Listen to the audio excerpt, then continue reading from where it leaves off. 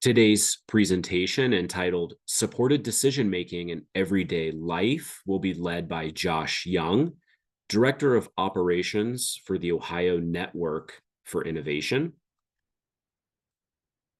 He'll be sharing strategies on supported decision making while serving individuals with intellectual and developmental disabilities and mental health conditions. Our learning objectives for today are to define and describe the process of supported decision-making and its importance in mental health care treatment, to describe how supported decision-making supports self-advocacy, self-determination, mental health and emotional wellness and well-being, also to describe how legal guardianship impacts supported decision-making, identifying barriers and how to implement tools and strategies to support adults in our target population, and to discuss the importance of cultural variables and family dynamics when using supported decision-making tools and strategies. Welcome, Josh, and thank you for your presentation today. Thank you. I'm excited to be here. Let me get my screen up.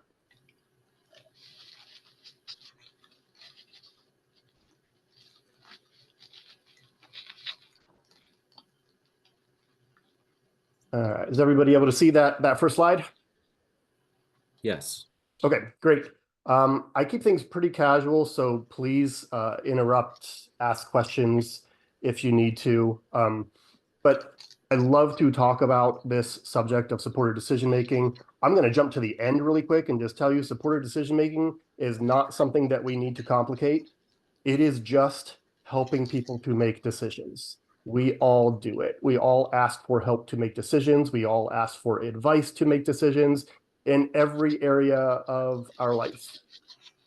When people without disabilities, or maybe who aren't involved in the mental health system, ask for help to make decisions, get guidance from others, they're typically seen as wise, mature, responsible, or considering their options. A lot of times when people who do have disabilities or are involved with the mental health system need help to make decisions, they're viewed differently. It's viewed as a vulnerability, something that they need to be protected from, or that they just don't have the capacity to make those decisions. So we're going to challenge some of those misconceptions here in a minute. But what are we trying to accomplish with supported decision-making?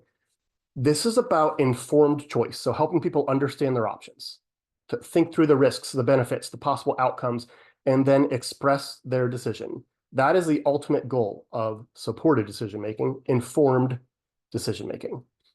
This means that we got to provide support that is unique to each person in each situation, but it is going to impact every area of life. Before we jump into the next slide, what is supported decision-making? What is it not? It is not a magic wand. We don't do this supported decision-making thing with the expectation that a person's going to make a specific decision, the one that we think is best. They keep eating candy and drinking pop, and their doctor said to cut back. We'll just do supported decision-making, and at the end of it, they'll stop doing both. That's not how this works. Supported decision-making isn't a one-and-done process. It's just a way to interact with and support people. It's not a service. It's not a product. It's not a program. And we support people so they can make an informed decision about their life, not necessarily a decision that we or anyone else thinks they should make. So we really have to check our biases and make sure that our goal is not to get the person to make a decision or decision A over decision B, but to help them understand their options well enough to make the decision they feel is best for themselves. We also don't do this to prevent bad decisions. Who's defining what a bad decision is anyway? So we'll see a little later that sometimes decisions which don't work out the way we wanted them to, of course, can be really valuable to us. But if we support somebody and they end up making a decision that doesn't work out, that doesn't mean that supported decision-making didn't or doesn't work. And finally, the goal of supported decision-making is not substitute decision-making or having someone else step in and make a decision for that person, unless this is what that person asks for after they understand their options. So they may want to use a power of attorney. In the disability field, there's a chosen representative option where they can name someone to make certain decisions about their services for them.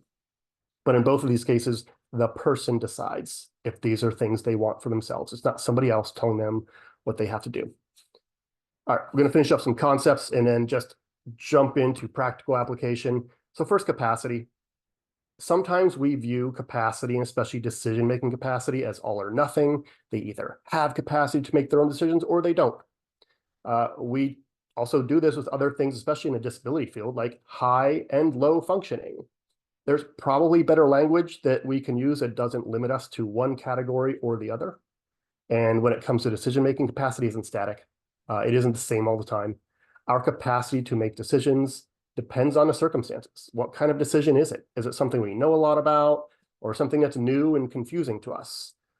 When we're being asked to make the decision, is it under pressure? Have we had a bad day? Things like that. So all of these things affect our decisions. So we really have to look at the person, the place, the circumstances before we even start talking about whether or not they have capacity. And then, of course, we have to talk about the support that they need to be able to make that decision, because it's not linear.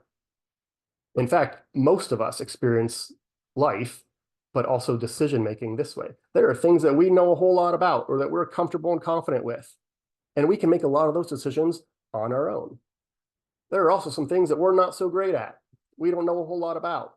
We may need support to make those kinds of decisions. That is all supported decision-making is. Let's ask for the support, or if we're on the supporter side of things, let's make sure we give the support that person needs. And again, it's going to look different for every person, every decision, every situation. All right, so the first thing, I love this tool, and the tools that we're going to show you today, we use all the time, and I try to choose the most impactful ones. So this is a decision-making profile. This is just a way to understand how to support somebody to make decisions. So I'm going to share mine. I would love it if, as I'm talking, you all think about yourselves and then perhaps just chime in with, at the end here, which of these things applies to you? What do you know about yourself when it comes to decision making? So for example, how do I like to get information when I'm making decisions? Visuals. Please give me visuals. Yes, I can read text. Yes, I can read lengthy text. About 2 pages in, I am bored to death, and I'm going to start rereading the same paragraph over and over and over again because it's not sinking in. I'm not engaged. So when you are presenting information to me, mix that text up with some visuals. And that can be pictures, that can be videos. It's just different media. So that's how I like to get information. And if you present it to me that way, I am more likely to be able to make that decision for myself. How about presenting choices? Just don't tell me what to do. True for most of us, definitely true for me. If you tell me what to do instead of presenting options to me, my first instinct is going to be to do the opposite of that thing. Even if that's not what's best for me. I just know I'm wired that way. All right. So don't tell me what to do, but also limit the choices that you present to me. I have found that I am apparently unusual because I go to the store and I buy a different kind of toothpaste every time I need toothpaste. I don't stick with one brand or one kind. Well, there are entirely too many kinds of toothpaste at the store to make that decision an easy decision. I stand in the aisle and try to make sense of the 50 different varieties, right? I don't need 50 different varieties presented to me. Give me 4 to choose from. So for me, when you're presenting information to me about decisions I need to make, give me limited options. How can you help me understand information better? I love analogies. You'll see that a little bit later in the presentation. I try to incorporate them in pretty much everything I do, but that's how my brain works. If you can relate this to something else I might be familiar with already, that's going to work. Even if you relate this to a TV show that I really like. So my favorite TV show is The X-Files. If you can relate a situation that I'm in or a decision I have to make to something that happened on that show at some point, that will help me get the context, the insight that I need to process the information and make the decision. When's the best time for me to make decisions? No specific time of day necessarily, but when I'm having a good day, that's a great time to make a decision. I'm in my flow, things are going well, everything feels like it's connected and building on each other for me to be successful. That's a good time for me to make decisions. When's a bad time? Well, there is a specific time of day here. 10 p.m. to 7 a.m., I should not be making important decisions. I am in a different headspace. I regret ordering things off of Amazon during those times. And we all have things like this, right? It's about knowing this about ourselves. So also, if I'm having a bad day, if it's been a bad day at work and I come home and somebody presents me with a really important decision, it's going to impact and influence the decision that I make. Doesn't mean I don't have a capacity to make it, but it's going to influence it. So very quick story. I was facilitating for a mom and her son. Mom wanted to learn how to kind of take a step back, and son wanted to learn how to step forward and make more of his own decisions. The son happened to use a wheelchair, and every time I would ask him a question, his head was on a swivel looking for mom, looking for mom's validation before he answered the question. So mom ended up physically having to move herself behind her son when I would ask questions so that he got used to having to think through his own decisions. Well, one of the things he shared with us during our time together was that he loves professional wrestling. I don't know how often it's on TV, but he watches it every time it is. Well, his staff were coming to him and asking him to take his medications while he was watching professional wrestling. It's like, heck no, I don't want to take my medications right now. My show's on, right? Well, all of a sudden he's non-compliant, right? And then he gains a reputation. And now we have to put other things in place because he won't take his medication. How about you just understand when a bad time to make decisions is for him and present him with that option later on during a commercial break when wrestling isn't on. So knowing these things about ourselves is important, and knowing them about the people that we are trying to support is equally as important. So can any of you share even one of these columns that sort of resonates with you? You know this about yourself, how you like to get information, a good, a bad time, how you understand, or how you like choices presented to you.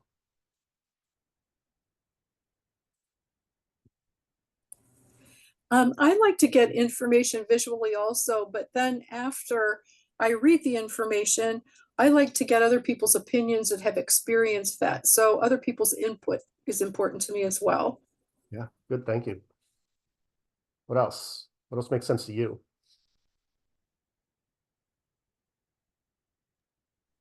I like when people present the information to me and then they can help me understand it by giving me time to think about it and process it, and even maybe listen to me while I'm trying to make that decision and verbally processing it. Yep. Yeah, and we're going to get to that here in a couple slides. I will admit, I don't understand verbal processing. I don't understand, like with my girlfriend, she is a verbal processor. She needs to just talk through things. And that's not how my brain works. But if I'm going to support her to make a decision, I need to be aware of that, right? One more? I don't like knowing that there aren't enough choices, but if you give me too many choices, it becomes overwhelming and I won't make a choice at all. Yep, I'm with you on that one. So one of the principles, which is not always possible in real life, but I think it's important to remind ourselves of, is when we're presenting decisions to people, one of those options almost always needs to be none of these. If it's available, right? If there are other options available, or if they don't have to choose one of those, then they need to understand that one of their options is none of these. I want something different, right? It's a really important concept when we're presenting decisions or options to people. All right, what else can we do? Let's be aware of the kinds of support that people can ask for. And especially when we're talking about people maybe more on the margins of society, they may not even know that they can ask for help or what kind of help they can ask for. So first, do you need help with this decision? Do people even know that they can ask for help with this decision? But on the other side of that is, we don't always need help to make a decision. Maybe they're comfortable making it. Cool, go and do it on your own. So first, do you even need help? Second, do you have all the information that you need? Sometimes you just need to know more before you can make a decision. So when I do other trainings for people, I sometimes say, let's say you go to your doctor. They say you need surgery. Cool. You good to get to surgery? Or do you have questions that you want to ask about that? And you may not even know what kinds of questions to ask, right? You may need to talk to somebody, like somebody else said, somebody who's had that experience. Maybe somebody has had a similar surgery, and you can get their perspective that will help you make that decision. So do I need more information here? What don't I know about this that might help me make a better decision? All right, next. and this is a big one, but a complicated one. Do you have enough time to think about it? Because in real life, for the most part, there aren't decisions that have to be made right then. Typically, we can ask for a little bit of time to think about it or process it, go do more research, go take a look at the person, place, or thing that we're trying to make a decision about. I can tell you based on my experience as a person with a disability and as a person who has worked in the disability field for 20 plus years, there's a lot of pressure to make decisions right then and there when I'm in the meeting. Had I known that I could just say, you know what, I don't know. Can I please think about this a little bit more? I would have used that a whole lot more. But on the other side of things, on the professional side of things, we all have deadlines. We all have things we do have to get done, right? So it's just being considered of the fact that maybe we need to prep a little bit more before this meeting, so we're not pressuring somebody to make a decision in real time. Or can they have a little bit more time to think about it? I asked this to a group of advocates with disabilities, said, when do you feel pressure to make decisions? And I did not expect it, but it's an example I use all the time now. They said, at the drive-through. And I thought, yeah, that makes complete sense, especially if you've never been there before. You roll up to that sign, that speaker, and they ask you what you want, and maybe there's a line of cars behind you, and you haven't had time to look at the menu yet. There's pressure to make a decision. You might even order something that you don't really want just because you feel pressure to move things along. Or you can say, you know what, I need a minute. Let me look at the menu for a little bit. Or you could look at the menu ahead of time. There are lots of ways to support people to make these kinds of decisions. All right, is anybody telling me what to do? This is not necessarily a bad thing. We are all influenced by other people in our lives. I think it's just important to ask ourselves what the motivation of those people are. Do they have our best interests at heart? Things like that. If we're talking about a professional, an expert, sure. If they're telling me what to do, I'm going to weigh that a little more heavily than someone else who maybe just wants me to make a certain decision because it's somehow going to benefit them or because they're scared. So we're going to talk a little bit more about risk and fear in a bit here. And finally, do you want to change your mind? Just like having enough time, most decisions that we make, we can change our mind about. It doesn't mean that we can reverse the outcome or the consequence of that decision, but we can say, you know what, I learned a little bit more.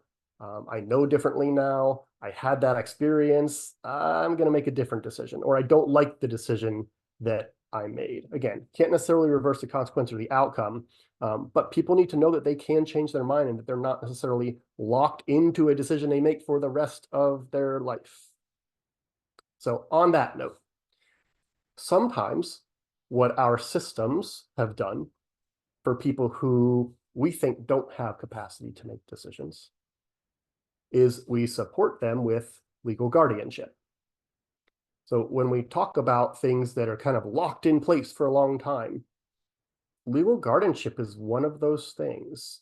So brief review, legal guardianship is the removal of a person's civil rights and the appointment of someone else to make decisions on their behalf. Now, there's a lot of guidance from the court about how you should actually do that and nuance to it, but that's what it is.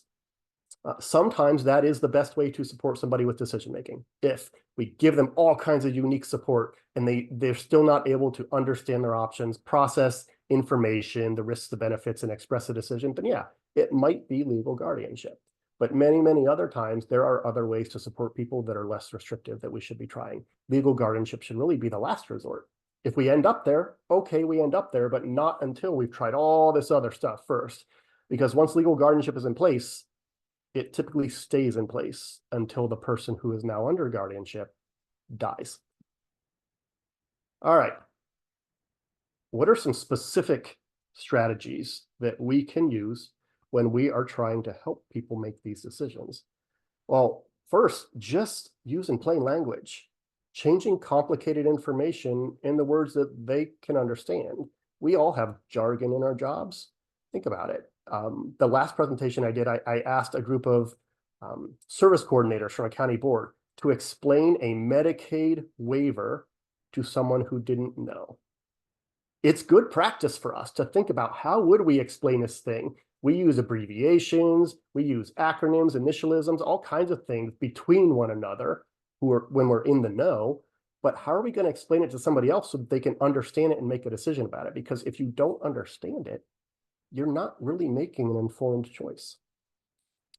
Making that pros and cons list. This is so simple, but also so important. Don't know what to do? Let's go ahead and talk about it. What are the good things? What are the bad things?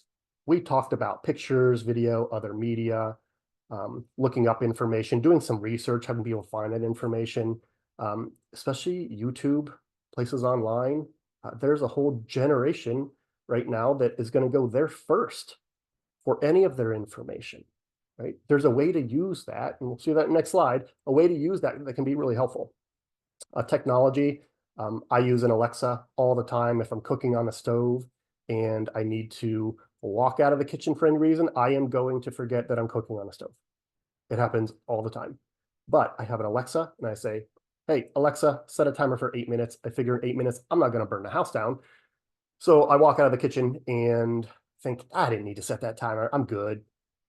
2 minutes later, I'm engaged in something completely different. I've forgotten that I'm cooking, but then the timer goes off, right? So that technology helps me make better decisions.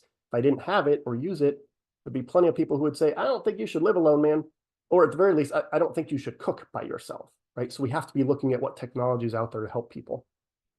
Things like calendars, we talked about preparing for meetings, just advocating. And sometimes people are going to need help to express their decision or communicate to other people, especially if they're making a decision that maybe not everybody else agrees with. Sometimes this happens when we're making a decision to move out of one place and into another. Maybe we're living with parents and we want to move somewhere else. That can be a hard conversation. So role playing and practicing expressing that decision can be really, really helpful for people. All right.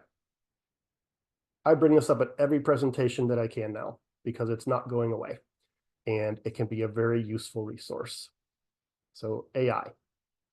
And I know that every organization has a different relationship with it, different permissions about how you can use it. We're going to do very high level here, but I would be remiss if I didn't talk about it a little bit when we're talking about supporting people to make decisions. Now, AI is not perfect. Sometimes it can give you some really weird answers or answers that don't make sense. But humans can do that too, right? So whether we're asking AI or people for advice, we still have to use our own intelligence to make a final decision. But if we know how to use AI, what questions to ask it, how to ask it questions, it can be really, really awesome. So here is just an example. Maybe think about how you might use this for yourself or somebody else. So I started by just typing a question into AI, and I'll read it for everybody, but it says, my friend asked me to go see a movie with her tonight. That movie starts at 9 p.m. I have a basketball game that starts at 6:30 p.m. That's not going to be over till 8.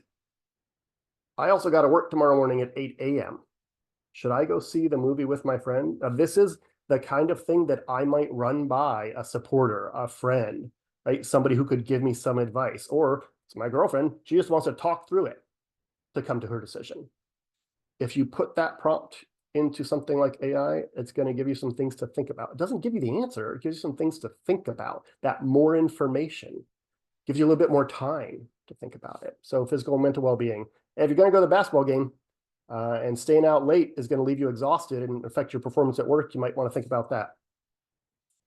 What about the importance of this basketball game and your commitment to work? If the game is crucial and you have to be there, you might want to, do that and then decide about the movie after that based on how you're feeling. How about time with friends? Is that a priority for you? Are you going to be able to manage your energy, your stress with that? Could be an opportunity to just kind of hang out, relax, or talk to your friend. Hey, can we find a compromise? It's going to be late. I don't want to be super tired in the morning. Can we plan this for another day? For a lot of people, and especially the people that we're talking about supporting, they don't necessarily know that they have other options, right? Oh, you mean I can ask to do it later? I can do it another time? Yeah. So using things like this, really key. and just helping people understand what their options are. It's also just kind of fun to play with.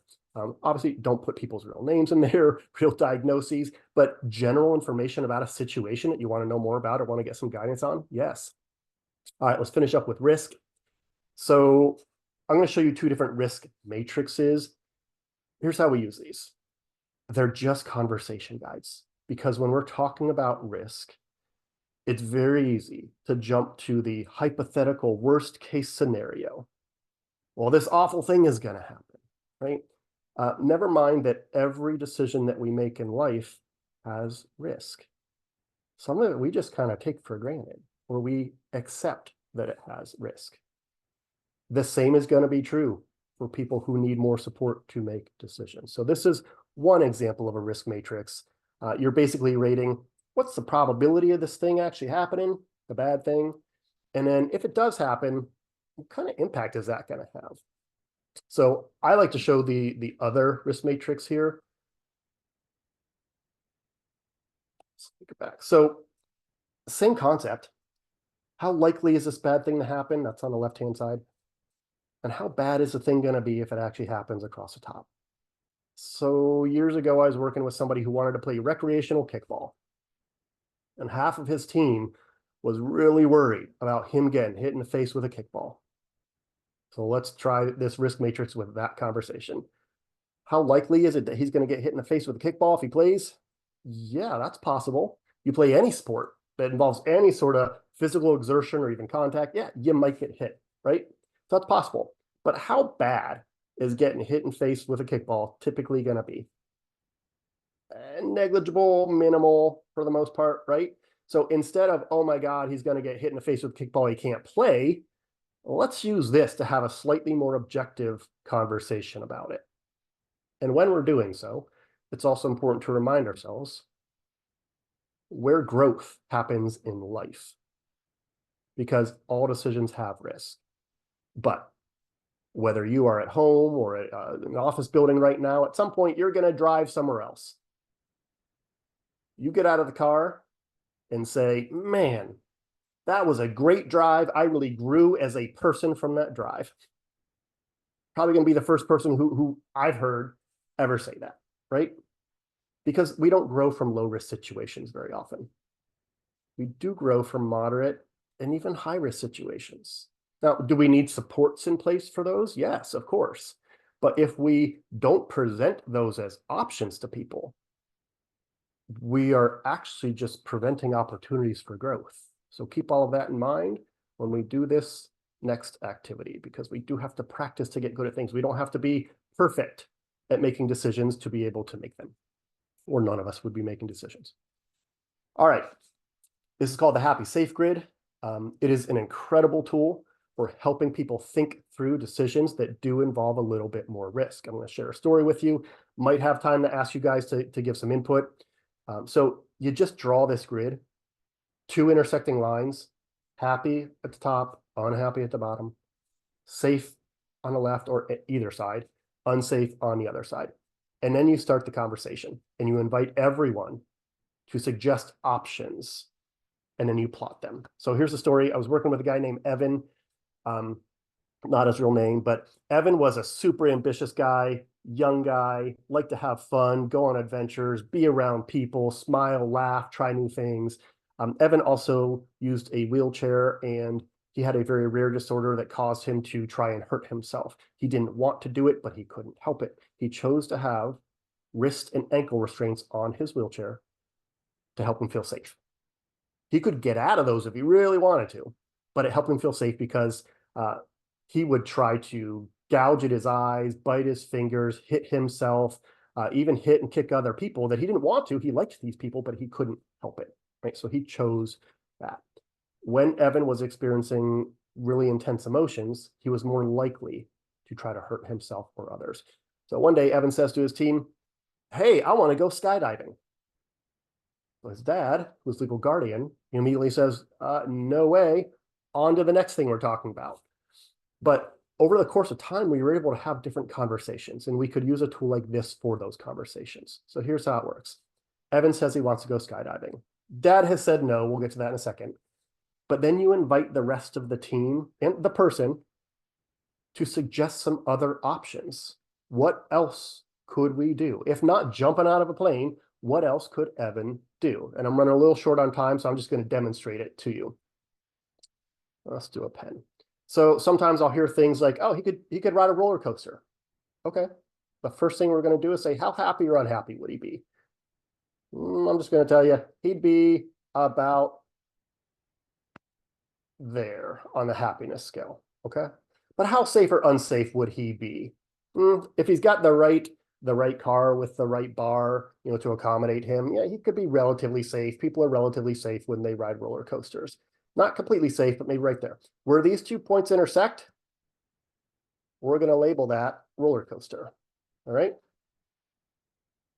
All right. Another one. Somebody said, oh, he could just watch YouTube videos of people going skydiving. I don't know why they suggested that, but they did. How happy is he going to be? Not very. He's going to be in the unhappy part of this scale, right? But how safe is he going to be if he just watches videos of people going skydiving? Most people have said relatively safe. So where those intersect, you would put YouTube videos, right? Some people said indoor skydiving. We would go through all of these, rate them, have the conversation. But the one I want to show you before we close here is Dad's response, which was don't do it. Everybody gets to put options up here. You don't dismiss or withhold any of them. So Dad said don't do it. Well, how happy or unhappy is Evan going to be if he just doesn't go skydiving? Super unhappy. He's going to be ticked off, right? But how safe or unsafe is he going to be if he just doesn't go skydiving? Well, typically we hear, yeah, pretty safe. And then I remind people that when he is experiencing intense emotions, he is more likely to hurt himself. So if we are told that there's something that we really, really want to do, really excited about, but we're never going to be able to do it, he's going to be upset and he's going to be more likely to hurt himself. So what started as, he's going to be unhappy, but at least we're keeping him safe, actually ends up being, he's going to be unhappy and to some degree unsafe. So this is a great tool for talking through options to help people make decisions that involve risk. All right, last thing, and I believe I sent this so you can have it as a resource. There's an amazing guide out there at Supported Decision Making, quick reference guide for support workers. We're not going to go through all of these. I just want to show you what it looks like so you can find it later. It just breaks it down into very, very simple concepts. What do we need to know? What do we need to do? They talk about assuming capacity, right? All right, well, what should we do? And it gives you ideas for what you can do to support people when it comes to assuming capacity. Or creative support. It's going to look different for everybody. How do they communicate? Right? How do they need to receive information? We did that decision-making profile. Capacity is decision specific. I can sure make a decision about which dog to get if I want to, because I grew up in a family who loves dogs. But if I need to make a decision about my retirement funds, please help me and present information to me in a different way over and over again, use some visuals. It doesn't mean I don't have the capacity to make that decision, but I need a different kind of support. Or maybe I need to learn more before I do have the capacity. People can learn from experience. They can change their minds. And they can make decisions that other people don't necessarily agree with.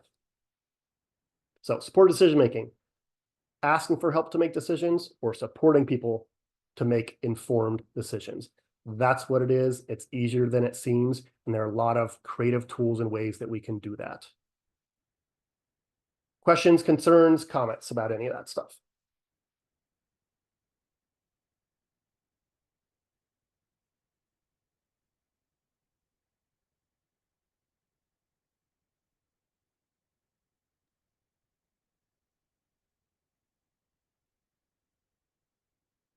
Thank you very much, Josh. Yeah, really appreciated those practical tools to work through making decisions. Great for ourselves and great for working through. I was also going to bring up how you've incorporated artificial intelligence and some of these newer tools and working through that. I've seen some of that discussion in literature as well, and dealing with questions about workplace issues and providing additional information to think about. We do have time for a question from the audience if anyone has questions. If not, and you have anything that you'd like to add to the chat, please do so. Give a Can quick. I add one thing, just in response to your comment about technology? Yes, there's a lot of stuff out there and it's changing all the time. I just want to stress, at least from my perspective, the importance of incorporating it, because we saw this during COVID. People who generally, again, are on the margins of society, disability, mental health, they don't have technology marketed to them the same way, right? So then when we have to start meeting virtually, those people who were left behind in the beginning with tech are now further behind. And when virtual is the way to communicate with one another, and they don't have the knowledge or the access for those things, it just compounds the effect. So AI is here. It is certainly not going anywhere.